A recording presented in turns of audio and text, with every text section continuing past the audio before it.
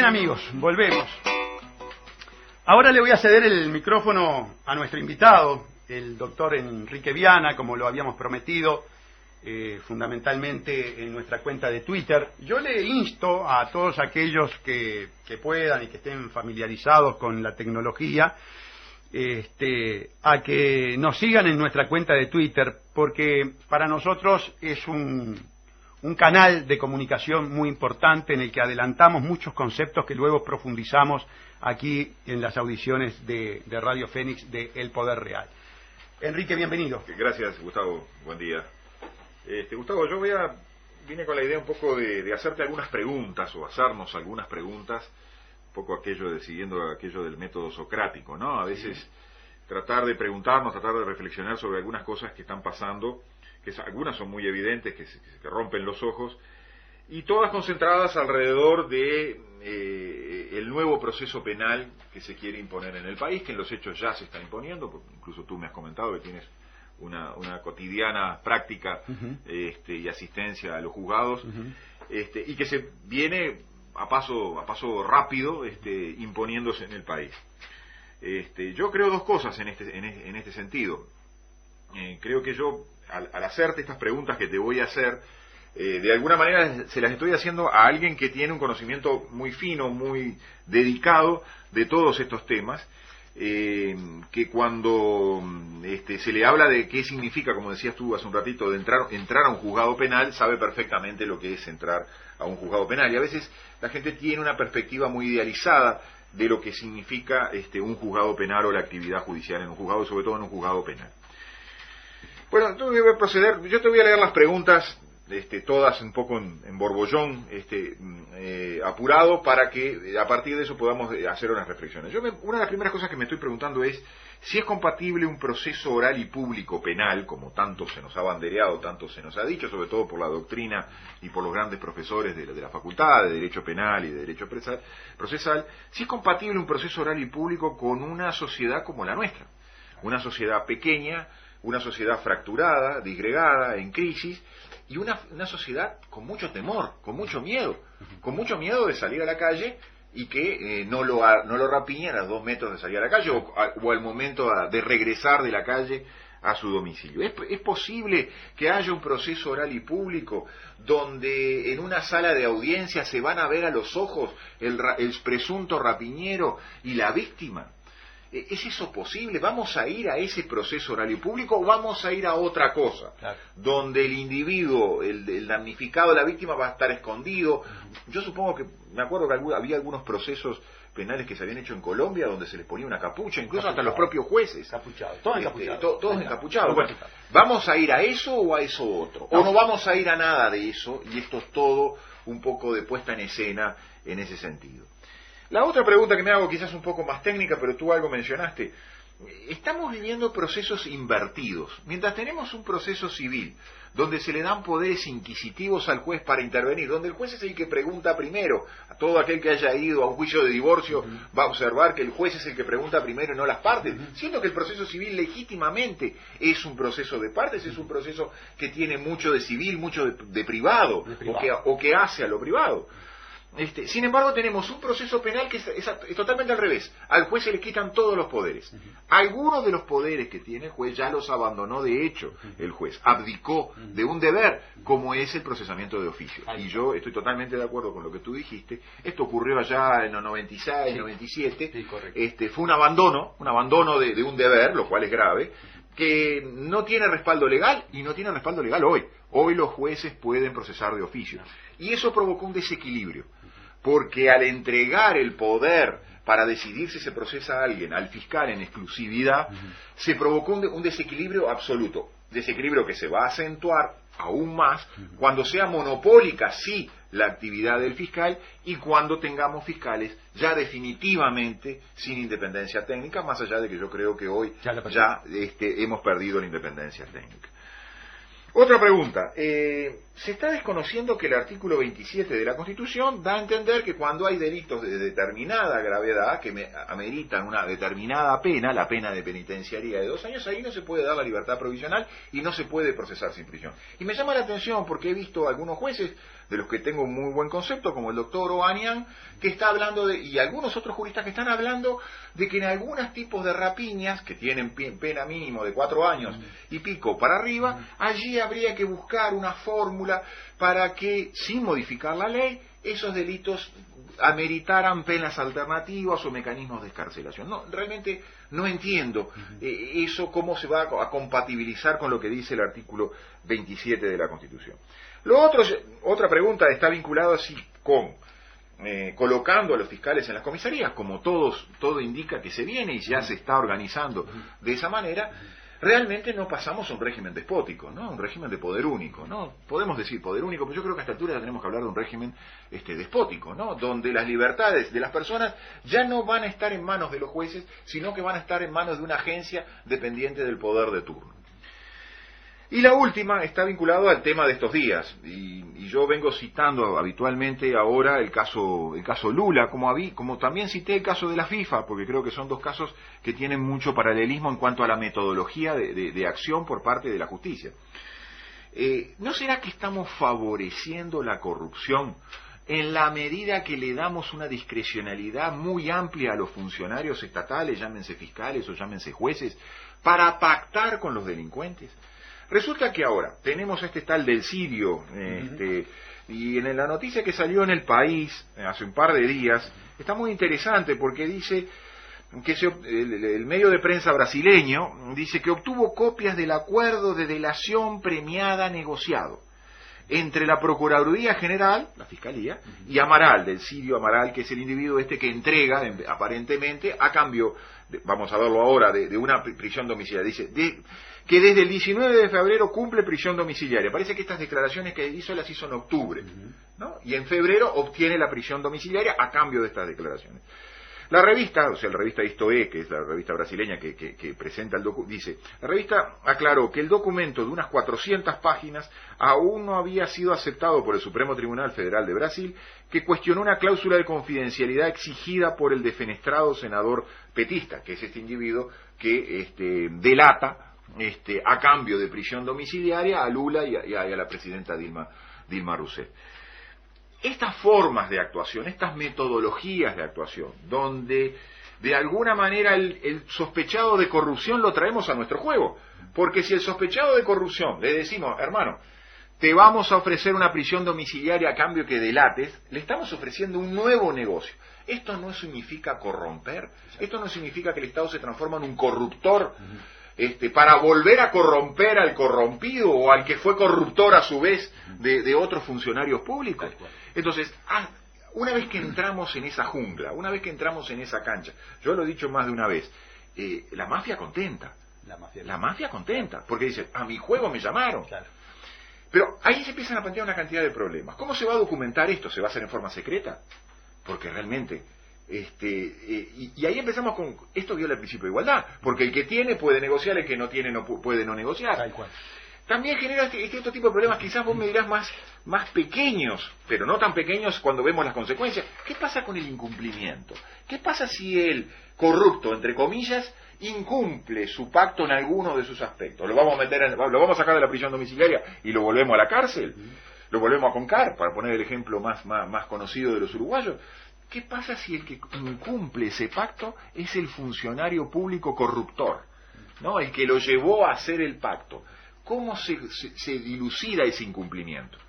Y alguien me decía el otro día, bueno, allí aparecerán los sicarios. Y bueno, por supuesto, porque cuando a la mafia la llaman a su juego, la mafia tiene sus respuestas y dice, si a mí me decís que yo pagando obtengo una prisión domiciliaria, yo pago y obtengo una prisión domiciliaria. Ahora, si me devolvés a los 10 minutos, me devolvés a la cárcel y no cumplís con tu parte, yo tengo mi manera de arreglar los asuntos.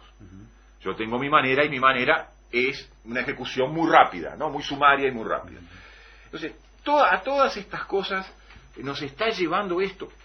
Y yo insisto, tomo algo que tú dijiste. Yo quizás no le echo tanto la culpa al estudiante de la facultad, porque sé que el estudiante de la facultad le llaman la atención estos temas y quiere saber de estos temas.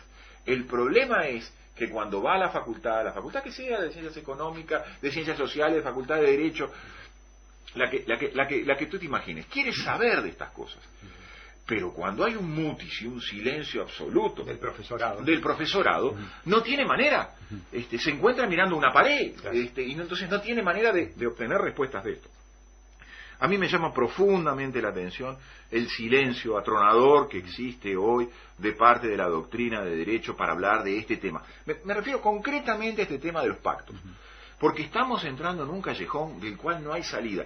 Estamos legitimando, estamos favoreciendo mecanismos de corrupción. Los estamos poniendo en la ley, los estamos poniendo en un código de proceso penal. Y nadie dice nada. Ahora, estas locuras, entre comillas, que dice quien habla, no las dice quien habla. Lo dice la doctrina norteamericana, John Lanvin a la cabeza. Lo dice nada menos que Luigi Ferrajoli, que ha estado acá en el Uruguay, hablando de un proceso perverso, hablando de un proceso inmoral. Hablando de un proceso que nos retrotrae, dicen ellos, al medioevo, inquisitorial, y nos retrotrae la tortura. Yo pongo dos ejemplos que no son míos, son sacados incluso de la doctrina. Uno es el de Juana de Arco. A Juana de Arco, cuando la detienen y la acusan de brujería, ella niega la brujería, la torturan y al final termina admitiendo. Termina admitiendo la tortura. Momentos después se desdice y vuelve, digamos, a sus cabales y se desdice. Bueno, la queman en la hoguera. Otro caso que pongo es de un jurista que explica por qué ese afán por negociar para obtener una confesión y a cambio de lo que fuere. Y él dice, es mucho más fácil, toma la imagen de la India, es un jurista inglés, toma la imagen de la India, de cuando Inglaterra tenía sus colonias establecidas en la India, y dice, es mucho más fácil frotar pimienta en un pobre desgraciado a la sombra de un árbol que salir al sol a buscar las pruebas. Claro. Como una imagen muy clara, es el eficientismo famoso. Ahora, en función de todas esas cosas, ¿vamos a favorecer estas formas de corrupción? Yo espero, te lo digo sinceramente, Gustavo, que el caso Lula le abra los ojos a muchos que se pensaban que a mí no me va a tocar, a mí no me va a pasar. Porque ese lamentablemente es uno de los mayores problemas que tenemos la mayor parte de los uruguayos. La falta de empatía, la falta de colocarnos en los zapatos del otro. Nunca pensar, nunca tener en la cabeza que a nosotros nos puede pasar.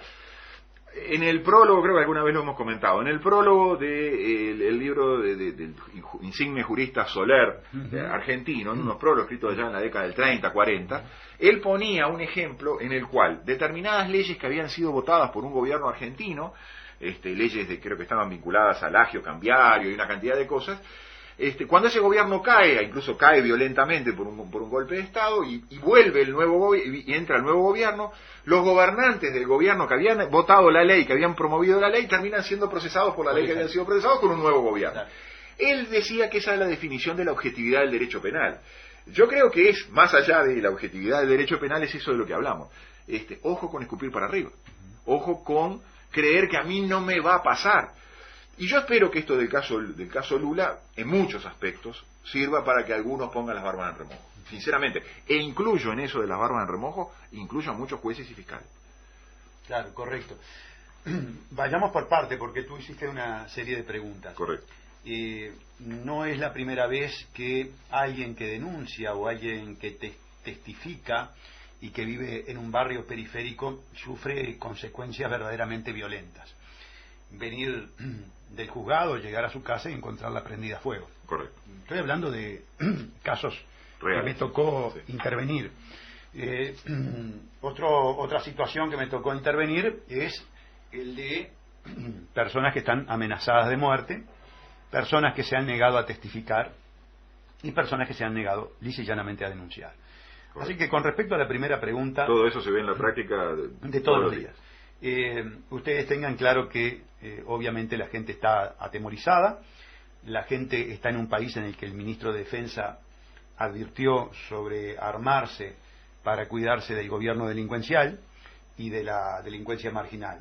Que después haya aparecido el tema del negocito no resta importancia ni fundamentación a la primera parte, es decir, la alerta sobre la criminalidad gubernamental y la criminalidad marginal. La segunda pregunta que hacías, Enrique... Era con la inversión de los procesos, ¿no? Un proceso civil. Sí, bueno, esto es muy importante. yo quiero que sepan que esto es muy importante.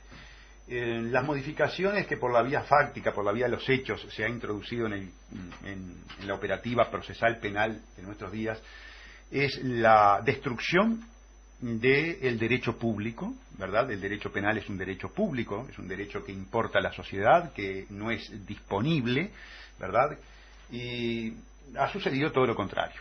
Se han incorporado institutos de carácter privatísticos, es decir, institutos que hacen más bien al derecho comercial y al derecho civil, a un derecho de partes y fundamentalmente a un derecho con contenido patrimonial. Correcto. Curiosamente advertimos también una voracidad de carácter económica por parte del Ministerio Público y también del Poder Judicial. Han habido leyes inconstitucionales que permiten, por ejemplo, el embargo de los bienes de la persona que está amparada por el principio de inocencia. Eso sucede sobre todo en crimen organizado. Se dan las incautaciones y se dan las confiscaciones en una forma tan generalizada, es decir, se le imputa a los bienes del indagado, ¿verdad?, una procedencia ilícita, aun cuando muchas veces puede estar justificando dinero bien habido. Yo sé que ustedes se van a sentir tentados a decir, bueno, pero el crimen organizado tiene formas de actuación que ameritan una adecuación por parte del sistema judicial. Ese es el verso que nos venden, porque yo les quiero decir algo. Esa adecuación, muchas veces de carácter absolutamente ilegal e inconstitucional, se hace para los delitos o para las organizaciones de carácter meramente marginales. No se hace para el verdadero crimen organizado. Si ustedes me dicen que en el caso de ANCAP los teléfonos de Sendic estaban intervenidos, que los teléfonos de Mujica estaban intervenidos, que los teléfonos de estos empresarios que conforman una rosca estaban... Yo entonces allí empiezo a decir, bueno, en realidad esta gente quiere estos elementos para investigar a fondo. Pero no es así. El crimen bien y mejor organizado es el crimen entre la mafia y el gobierno. La historia demostró que la mafia tenía absolutamente comprado a J. Edgar Hoover. Es decir, que todo lo que se exponía propagandísticamente con respecto a Hoover sobre su eficiencia para luchar contra el crimen organizado era mentira. Era el crimen organizado de bajo nivel. El gran crimen organizado de la mafia estaba enquistado en el gobierno y tenía al fiscal general Hoover como el principal encubridor. Gustavo, si tú me permitís, yo te voy a poner otro ejemplo que hace a la mafia, ¿no? A la mafia, a la originaria, a la de Sicilia, ¿no? Uh-huh. Cuando mueren aquellos dos jueces, Falcón, el hermano Pulitzer. Ahí está. Cuando mueren ellos dos, uh-huh, más allá de los homicidios, lo que supuso el homicidio de ambos jueces, inmediatamente en Italia se cambió el proceso penal. Giovanni Falcone era un juez de instrucción, era un juez que procesaba de oficio. Era un juez que no necesitaba un fiscal que le viniera a decir. Uh-huh. Lo asesinan vilmente cuando lo matan junto con su mujer en un vehículo con una explosión, y luego matan, ahora se me está escapando el nombre del otro juez que retoma la investigación. Uh-huh. Ambos eran jueces de instrucción. ¿Qué se hizo después de los homicidios esos? Se cambió el proceso penal y se pasó a un proceso acusatorio. Uh-huh. Se eliminó al juez de instrucción. ¿Qué consigue el poder? El poder de la mafia enquistado en el poder público, en las autoridades públicas. Consigue el dominio de los juicios. Correcto. Porque ya no va a haber jueces de instrucción que en forma independiente inicien una investigación de esa. O sea, que hubo dos ejecuciones, si tú querés. Una ejecución fue la ejecución de matar a los jueces. La otra ejecución fue cambiar el proceso para que no volvieran a surgir jueces de esas características. Entiendan, amigos, que naturalmente los académicos, los propaladores de este código que viene del Departamento de Estado de Estados Unidos, viene del Departamento de Estado de Estados Unidos, es lo que se llama la estandarización del derecho colonial, es decir, que exista un mismo derecho en todos los países. Por eso se trajeron instructores chilenos, colombianos, americanos, para que enseñaran a nuestros fiscales. Se les vende, naturalmente, como se vendió con el caso Hoover, una propaganda de carácter goebbeliana. Le van a hablar del narcotráfico. Ustedes tengan presente lo siguiente, amigos. La persecución del narcotráfico en todos estos países es la persecución a nivel marginal, en el último eslabón de la cadena. Se va a algunas bocas de pasta base, a algunas. Nunca el crimen organizado va a sentir el rigor de una investigación en la parte medular del sistema criminal capitalista, que es el sistema financiero. Miren, aquí hubo solo una jueza que allanó un banco, que es la doctora Adriana de los Santos, a quien le profeso mucho cariño, aunque naturalmente recibe a veces palos en estas audiciones, pero en lo personal le tengo mucho cariño a la doctora Adriana de los Santos, y sé perfectamente bien lo mal que pasó el día que allanó un pequeño banco offshore en el World Trade Center, ¿verdad?, que inclusive salió el lobby banquero masón sionista de nuestro país, judeo-sionista de nuestro país, a pedir la cabeza de ella. Ustedes tengan presente lo siguiente: si el narcotráfico se corta la vía de liquidez más importante que tiene el sistema capitalista. Por lo tanto, toda esta lucha contra el narcotráfico es una gran mentira. Es una gran mentira. Si usted quiere atacar el narcotráfico, ataque a los banqueros. Si usted quiere terminar con el narcotráfico, termine con los banqueros. Obviamente, si termina con los banqueros, va a terminar con la plaga de la humanidad, va a terminar con una cantidad de cosas malas que nos están asolando. Pero una cosa importante... sí, la otra cosa doctor, sería, perdóname que te interrumpa, sí, porque ese tentador, itinerario de ideas da para mucho. La otra cosa sería eliminar el narcotráfico como delito, con lo cual se produce el mismo problema que decís tú, porque la liquidez, ese dinero sucio, no dejaría al menos en gran parte de ser sucio. Claro. Y la cuantía sería otra. La cuantía sería no. Exacto. Es decir, es la otra posición, que es la posición, digamos, la que establece la libertad total de... Sí, la libertad total de comercio, total. Exacto. Como si fuera el comercio de queroseno. Exacto. Si alguien quiere tomar queroseno o alguien quiere tomar cocaína, en definitiva están dentro de su libertad. No, yo te iba a consultar sobre, o más que consultar era levantarte un centro, con respecto al tema de la instancia privada. Es decir, darle al particular la posibilidad de investigar, además del fiscal.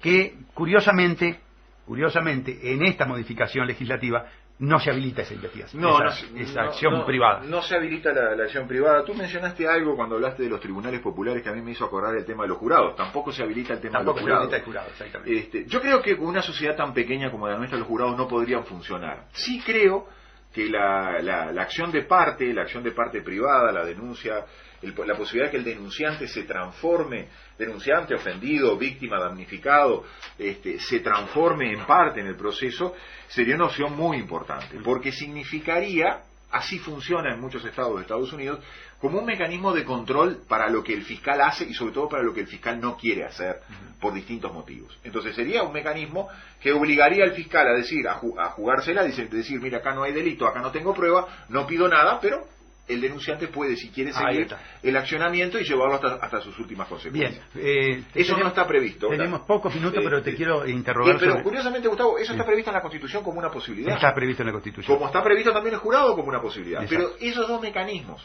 que son mecanismos en Estados Unidos de garantía frente a los superpoderes que se le dan a los procuradores generales, sin embargo acá los traen. Lo cortaron, exactamente. Yo sé que sos un estudioso del caso Nisman. Correcto. Porque es un caso muy importante, emblemático, y además demuestra claramente la perversidad del actual sistema que se quiere imponer en el Uruguay a instancias de la Embajada de Estados Unidos y fundamentalmente del fiscal general, ¿verdad? Fiscal general inconstitucional.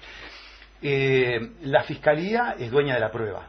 Por lo tanto, la Fiscalía, si quiere, muestra la prueba, selecciona la prueba, deja por el camino prueba y aporta otra. Correcto. Eso le da discrecionalidad absoluta para establecer la impunidad. Para llevar lo que la Fiscalía quiera. Ahí está. Para sí llevar en aquellas cosas en las que haya intervenido el juez. Si ha habido una orden de allanamiento, tendrá que llevar los resultados de la orden de allanamiento porque se la tuvo que pedir al juez y el juez tuvo que intervenir. Para llevar aquellos elementos que la defensa sí haya participado. Obviamente, si se le toma declaración al imputado en la seccional, va a estar el defensor y ese tipo de elementos los va a tener que llevar. Pero si descubre una prueba que exculpa a la persona que está persiguiendo, o si tiene algún otro elemento que culpa a otros, por ejemplo, sobre todo si vamos a ir al sistema de pactos, porque esto está muy entramado con el sistema de pactos. Discrecionalidad absoluta, principio de no obligatoriedad de la acción penal, principio de oportunidad, pero el que más me preocupa es el de no obligatoriedad. Violación del principio de legalidad. Violación del principio de legalidad y con eso violación del principio de libertad. Y con eso violación del principio del republicanismo. Por supuesto, por supuesto. Un derecho de privilegios. Y si tú quieres agregarle un elemento más, igualdad ante la ley. Porque cuando yo negocio contigo y no negocio con el que está al lado, realmente estoy haciendo dos estatutos jurídicos absolutamente distintos. En realidad, cuando uno observa el caso FIFA, yo no le pongo nombre de persona, pero cuando uno observa el caso FIFA o cuando uno observa el caso Lula, o el del Sisio, sí, o aún el caso Nisman, lo que uno observa son los privilegios. Es decir, hay una concesión de privilegios, pero ya no son títulos nobiliarios, son mecanismos que te permiten ir a una prisión domiciliaria o ir a Concat. En el caso de Nisman se da esta otra cosa. Tanto la investigación de la AMIA como la propia muerte de Nisman tienen esto. La Fiscalía retuvo, en el caso de la AMIA, por 7 u 8 años, un expediente una investigación administrativa. Ni siquiera podemos hablar de expediente. La retuvo en sede administrativa sin llevarla al juez. En el caso de Nisman pasó lo mismo hasta que una juez decidió tomar cartas e intervenir, y ahora la juez se apartó, aunque la juez se apartó ya aclarando que la fiscal había algunas denunciando a la fiscal. Sí, denunciando a la fiscal que no había incorporado parte del testimonio de un testigo clave en el asunto. Bueno, todas esas manipulaciones me dirán con que se pueden hacer también, pero mucho más difícil hacerlas en el humilde proceso penal del expediente judicial. Sí, señor. Con el juez instructor. Con el juez instructor, pero yo le atribuyo, voy a reivindicar el expediente judicial. Es cierto que el expediente se puede romper, que el expediente se puede alterar, que el expediente se pueden colocar cosas que no se hicieron, o se le pueden sacar cosas que se hicieron. Se le puede hacer. Pero en este otro sistema donde no va a haber expediente, se puede hacer cualquier cosa, efectivamente. Pero piensen lo siguiente, amigos. Normalmente, los delitos más dañinos para la sociedad, es decir, los de mayor trascendencia, son los delitos precisamente del gobierno trabajando con los empresarios. Son los delitos del cuello blanco. Esos delitos con este sistema... Gustavo, yo te voy a hacer una acotación, porque a veces uno la obviedad de las cosas... La corrupción, la definición de nuestros doctrinos de la corrupción. La corrupción siempre implica eso, una relación bilateral donde uno de las partes es un funcionario público. Es decir, no hay otra forma de corrupción. Entonces, para redondear, y esto va por mi cuenta, estas modificaciones del código es el código que quiere la patota fraudeamplista para seguir saqueando al país y tener una maquinaria de impunidad. Cuando ustedes escuchen un académico defendiendo el código, acuérdense de estos conceptos. Es la patota saqueando que quiere una maquinaria de impunidad. De lo contrario, habrían arbitrado la acción privada y le hubieran permitido al doctor Salle poder denunciar y buscar pruebas. Amigos, el próximo miércoles sí, es de media hora y estamos negociando con la radio la posibilidad de que aquí en más tengamos una hora los lunes. Todo dependerá de la buena voluntad de la radio y del bolsillo del doctor Salle. Que pasen ustedes muy bien. Puesto la marca